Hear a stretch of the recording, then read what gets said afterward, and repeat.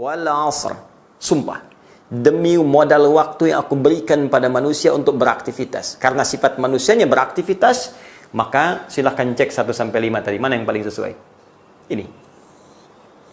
Innal insana. Nah, karena itu cara menerjemahkannya sungguh, kata Allah, inna harfu taukidin wa nasbin tansibul isma wa tarfa'ul khabara mabniun 'alal fathi la mahalla lahu minal i'rabi. Ya, dalam ilmu i'rab, gramatikal bahasa Arab demikian. Inna itu huruf taukid, huruf penguat, nasab, tancapkan. Kalau di ilmu loghah itu begini. Kalau bukan i'rab ya, ilmu fikih loghahnya, nasaba itu menancapkan sesuatu dengan kuat. Ya, nasaba rajulu 'asahu 'alal ardi. Seorang lelaki menancapkan tongkatnya ke bumi dengan kuat sehingga nggak goyang, begini itu nasab. Ya, taukid menguatkan. Jadi kalau kita ingin terjemahkan inna, ya kita katakan Allah menyampaikan pesan sungguh, tancapkan dalam jiwamu yang paling dalam, jangan goyah, kuatkan. Ya, innal insana, sungguh setiap manusia yang beraktivitas itu lafi khusr, dia berpotensi mengalami kerugian. Rugi. Apa yang rugi? Dikasih 24 jam oleh Allah modal waktu beraktivitas, tapi modal nggak dipakai untuk beraktivitas yang menghasilkan makna umur. Tuh. Ini nggak ada nilainya. Manfaat nggak ada. Dikasih 24 jam. Ya, 3 jamnya gibah. 30 menit bikin hoax. 1 jam berselisih. Hah? Ada yang menipu, ada yang macam-macam, ada yang ribut dan sebagainya. Dikasih ujian, ya, masih berbuat maksiat juga. La haula wala quwwata illa billah. Rugi. Maka hidup kita mesti punya arti, hidup kita harus punya nilai. Karena itu kita bertanya, ya Allah, bagaimana cara saya mengisi modal waktu ini supaya saya beruntung, bebas dari kerugian dan punya makna umur. Maka oleh Allah diberikan kemudian langsung penjelasannya tanpa kita meminta terlebih dahulu. Ya, illalladzina amanu. Ya. Kata Allah, kalian bisa terbebas dari jenis-jenis kerugian ini. Kalian bisa mendapatkan manfaat yang bisa diharapkan, ya, kecuali yang bebas dari kerugian ini alladzina amanu. Satu, orang-orang yang mau beriman. Ini penting sekali. Alladzina sekali lagi disebutkan 1080 kali dalam Al-Quran. Mencakup semua golongan tanpa sekat. Laki, perempuan, besar, kecil, tua, muda, nggak ada batas di dalamnya.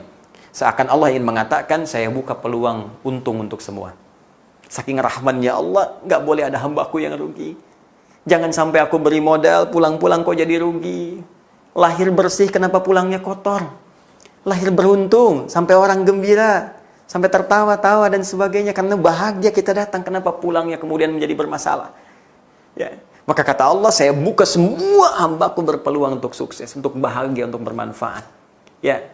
Bagaimana caranya ya Allah? Pertama, satu, beriman kepada Allah, iman. Jadi, orang yang mengisi waktunya tanpa iman, itu nggak ada nilainya insya Allah. Ya, Masya Allah. Hidup 10 tahun, 20 tahun, 30 tahun, 40 tahun, 50 tahun, tapi iman belum ada. Maka dia nggak ada nilai, rugi. Nah, yang paling menarik, jika iman sudah ada, apa pembuktian iman itu?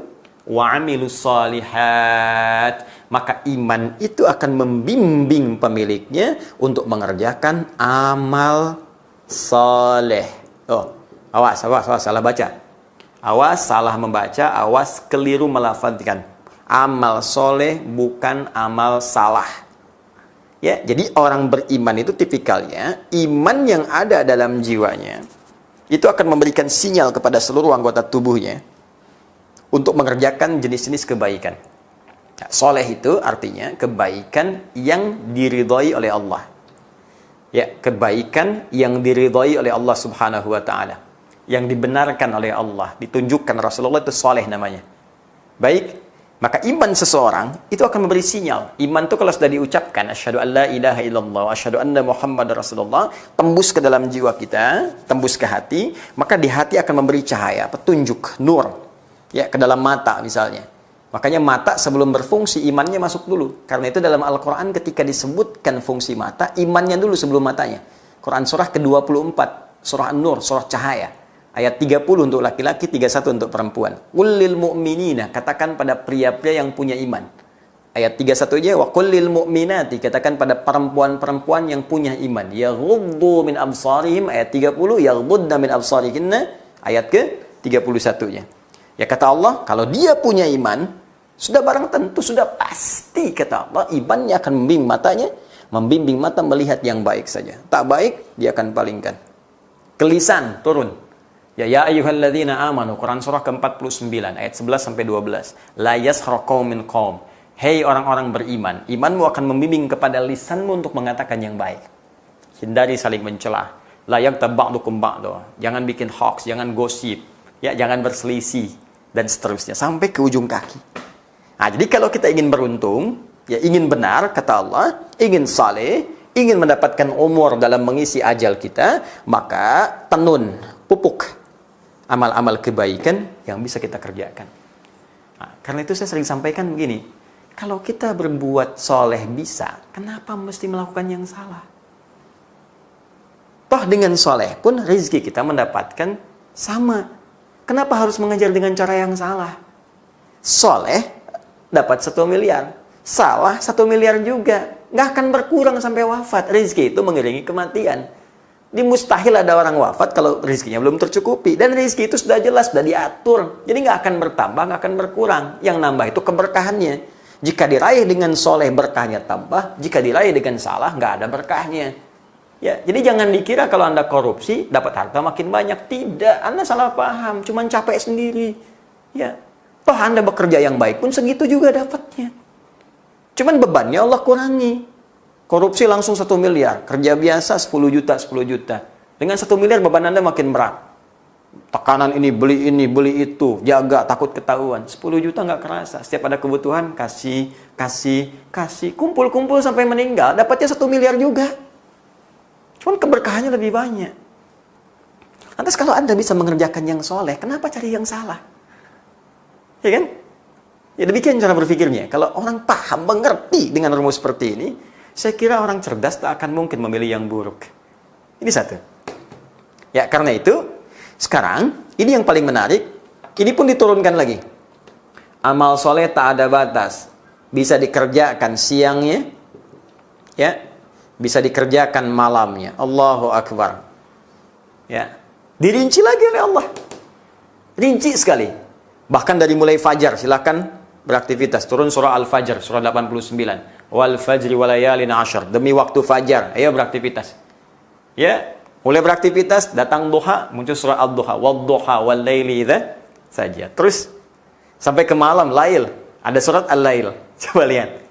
Ya, bahkan rinci kalau Anda buka misalnya di An-Naba, Quran surah ke berapa An-Naba? 78 ayat 10 sampai 11. Ya. Wa ja'alna al-laila libasa wa ja'alna an-nahara masya Allah, bahkan atur spesifik. Silahkan amal soleh. Kalau bekerja passionnya ambil untuk siang. Silahkan bekerja sesuai passion masing-masing. Anda siapa? Anda di birokrasi, silahkan jadi birokrat. Ya. Anda di diplomasi, silahkan jadi diplomat. Anda pebisnis, silahkan. Pengusaha, silahkan, tak ada masalah. Pedagang, ada yang guru, pengajar, ustadz, dosen, silahkan. Passion sepanjang dengan itu, bakat Anda ada di situ, Anda bisa menempuh nilai-nilai kesolehan. Supaya nggak rugi. Ya mumpung jadi pejabat, bikin kebijakan-kebijakan yang soleh. Sebab kalau jabatan sudah hilang, peluang itu hilang lagi. Mumpung sekarang harta banyak dititipkan, cari yang soleh-soleh. Makanya diberi peluang nih cara berbuat soleh dengan harta seperti ini. Ada sedekah, ada infak, ada zakat, ya, dan seterusnya. Mumpung masih ada ilmu, ayo mengajar dengan baik, dengan cara yang soleh. Ya, jangan sampai ngajar hanya untuk dapat, misalnya balasan, ya, pujian, cari jawaan, materi dunia dan sebagainya. Ukur supaya benar dalam pandangan Allah Subhanahu Wa Taala. Baik. Siang gunakan untuk bekerja, malam gunakan untuk istirahat. Buka lagi Quran surah ke-30. Detil sekali. Perhatikan waktunya. Kita kan bicara zaman sekarang. Sampai detil diukur malam buat istirahat. Wa min ayatihi, kata Allah, di antara tanda-tanda kebenaran Allah, kebesaran Allah Subhanahu wa taala, menjadikan malam untuk istirahat. Manamukum bil-laili wan nahar. Siang boleh sedikit untuk tidur siang. Ya. Tapi atofnya di situ bisa ditukar. Artinya ada orang memang kerjanya siang, malamnya istirahat, seperti nelayan misalnya. Ya, yang penting ada keseimbangan, karena semakin Anda ambil waktu malam ke siang, maka maaf, Konsekuensinya bisa ngantuk berlebihan. Ya, mengambil waktu malam ke siang, maksudnya apa? Pekerjaan Anda ditambah sampai ke atas, begadang. Ya, begadang. Tapi ada perlunya, misalnya. Tapi konsekuensinya besok dapat ngantuk, kecuali begadang yang tidak ada perlunya. Ya, maka yang seperti itu sebaiknya ditinggalkan. Ya, kan rumusnya gampang. Begadang, jangan begadang, ya, kecuali ada perlunya. Ya, baik, sudah. Sekarang kita ke sini dulu. Ini kita kerjakan selama hidup. Bahkan langsung dijelaskan kurikulumnya. Ya. Cuman 3 kok. Ibadah, muamalah, akhlak. Ini saja. Dan secara singkat, semua rasul yang diutus sampai ke yang paling mulia yang kita paling cintai, Rasulullah SAW, diutus untuk mengajarkan ini saja. Ibadah, hubungan kita dengan Allah Subhanahu wa Ta'ala sebagai Sang Pencipta, dari mulai tauhid sampai praktek ritual, salat, puasa, dan seterusnya. Ya. Muamalah, hubungan kita dengan manusia, hablum minan nas, zonanya horizontal. Cek hubungan kita dengan tetangga, dengan teman-teman di kantor, tarik ke rumah, dengan istri, suami, ke atas ada ayah, ibu, ya, ke bawah ada anak-anak, ada cucu, dan seterusnya. Baik, bagaimana cara mengerjakan ini secara sempurna? Pakai akhlak. Akhlak saat ibadah, saat sholat, pakai pakaian yang bagus. Ya, datang di awal waktu, kerjakan dengan sempurna akhlak kita kepada Allah. Anda kepada atasan saya di dunia, penampilan bagus, datang sebelum datangnya tiba waktu pertemuan. Kenapa sekarang dengan Allah akhlaknya kemudian jadi berkurang? Tapi kalau sedang minta, nuntutnya luar biasa. Nuntut sepenuh langit, pekerjaan di bawah bumi. Kan tak adil gitu. Nuntut sepenuh langit, pekerjaan di bawah bumi. Gimana? Nah, ini yang kita kerjakan. Ya, ini saja. Sampai kapan kita kerjakan? Sampai tiba akhir zaman yang pertama. Ini. Apa tanda akhir zaman yang pertama? Tanda yang pertama disebutkan di Quran, surah ke-63 ayat 10. Lihat kalau Anda detil. Aktivitas di sini 78 ayat 10, P11. Tanda pertama pun dimulai dari ayat ke-10-nya. Nih, Allah kasih contoh untuk yang beribadah dengan harta. Wa anfiqu mimma razaqnakum min qabli ay ya'tiya ahadakumul maut. Fayaqul rabbi laula akhartani ila ajalin qarib fa asaddaqa wa akum minas salihin. Kata Allah, gunakan harta yang kutitipkan untuk beramal saleh. Infak, berbagi dengan orang. Sebelum tiba berakhirnya zaman yang aku berikan kesempatan padamu untuk beraktivitas. Apa bagian pertama? Ini yang disebut dengan tanda berakhir pertama, kiamat untuk manusia yang paling awal, dan setiap manusia akan mengalaminya, sehingga sebagian ulama menyebut sebagai kiamat kecil. Ya, sebelum alam yang besar ini selesai, maka yang kecil ini muncul. Apa itu? Ya, qabli ayyatiya ahadakumul maut, sebelum datang kematian. Ini yang telah kita tuliskan. Maut. Jadi kalau kita berbicara tentang akhir zaman, jangan jauh-jauh berbicara tentang kiamat besar, habisnya alam dulu, alam semesta. Jadi nggak usah jauh-jauh menganalisis begini misalnya. Wah, ini kapan ya kiamat akan terjadi, bumi akan hancur, tabrakan terjadi, asteroid menabrak bumi, dukhan mulai muncul, macam-macam. Itu aspek jauh dulu. Yang dekat dulu yang kita pikirkan, jangan-jangan itunya belum tiba, yang kecil ya sudah datang. Harap-harap usia panjang, maut datang lebih cepat dari apa yang tidak kita duga. Tiba-tiba kematian datang, dan kematian itu kiamat yang paling kecil. Makanya kemarin ketika kita uraikan tentang isu tabrakan asteroid dukhan itu, kan saya kutip firman Allah di Quran surah 33 ayat 63 itu. Ya, ketika Allah sampaikan la'ala sa'ata takunu qariba. Kamu banyak tanya tentang kiamat besar. Hanya Allah yang tahu. Qul innama ilmuha 'indallah. Ya, wa may yudrika la'alla sa'ata takunu qariba. Terus persiapan kamu apa kalau kiamat itu terjadi besok? Persiapan kamu apa? Kamu aja bisa meninggal. Ya, jadi yang paling penting kita lakukan sekarang ini, kita selalu tanyakan, kalau hari ini saya wafat, begitu dulu cara berpikirnya. Makanya Nabi sering menganjurkan kita itu, sering ziarah, ya, dengan cara yang benar, lihat untuk mengingatkan kematian. Nyolatin orang yang wafat, mengantarkan jenazah, untuk berpikir kalau saat itu atau esok hari kita kemudian jadi jenazah. pasti mengerti. Jadi semua yang kita rasakan dapat tuh akan habis. Harta yang dikumpulkan tuh habis, ditinggalkan. Jabatan yang dibanggakan, sampai saling berselisih, saling segala rupa dilakukan dan sebagainya. Untuk dapat ini, dapat itu, uang dan seterusnya. Ya, ilmu juga demikian. Ya, hati-hati karena ustadz juga tolong doakan, tolong. Karena tidak mudah. Tidak mudah. Ya, setan itu kan levelnya kalau orang manusianya makin naik, setannya makin pintar. Ya, setan goda ustadz, beda dengan setan goda diplomat. Setan ustadz beda dengan setan birokrat. Ya, setan ustadz, setan ulama beda dengan setan rakyat biasa. Akan lain. Yang rebutan jamaah kah, yang ini kah, yang itu kah, yang saling mencelakan dan sebagainya. Makanya penting saling mendoakan. Penting berprasangka baik. Penting saling menyayangi. Itu yang kita tebarkan dalam kehidupan. Doakan, saling menyayangi, dan ada dalam nilai kebaikan. Karena kita akan wafat. Akan meninggal. Gini, karena itu Nabi sering mengarahkan kepada kita persiapan sebelum wafat. Jangan sampai ada penyesalan, karena ayatnya sudah turun. Kan di situ jelas Allah mengatakan, ada orang yang menyesal sampai mengatakan kepada Allah, ya Allah, laula akhartani ila ajal yang qarib. Tambah dikit aja ajal nih, batas usianya tambahin dikit aja ya Allah. Tambah dikit, aku janji. Kalau ada kebaikan tersisa, besar pun aku semua aku berikan. Kuwakafkan aja semuanya.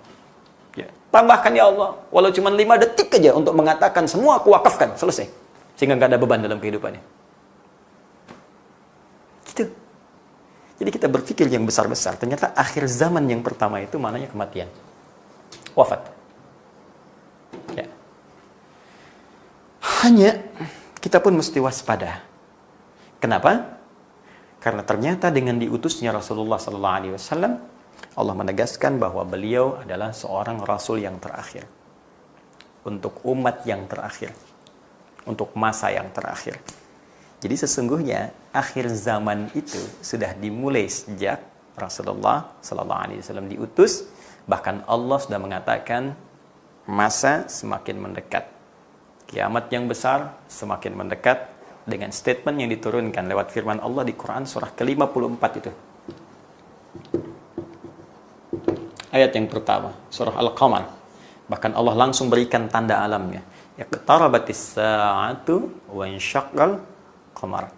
Sungguh as-sa'ah, kiamat semakin mendekat dari yang sebelumnya, makin dekat, makin dekat, makin dekat. Ya, dan bulan telah terbelah. Bukankah sudah dibuktikan lewat NASA? Ya? Dan orang-orang yang tahu antariksa bahwa pernah ada bekas terbelahnya bulan, nampak jejaknya, terlihat.